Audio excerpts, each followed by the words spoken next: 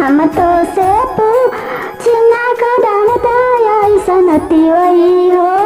के करा लागी करेलू छठ बरतिया हो के करा लागी हमरो जे बाड़े अन्यो ऐसन नाती हो उनके लागी हो करीना। सो गाइस अगर आप लोगों को छठ सॉन्ग अच्छा लगा हो तो वीडियो को लाइक एंड शेयर प्लीज सपोर्ट कीजिए और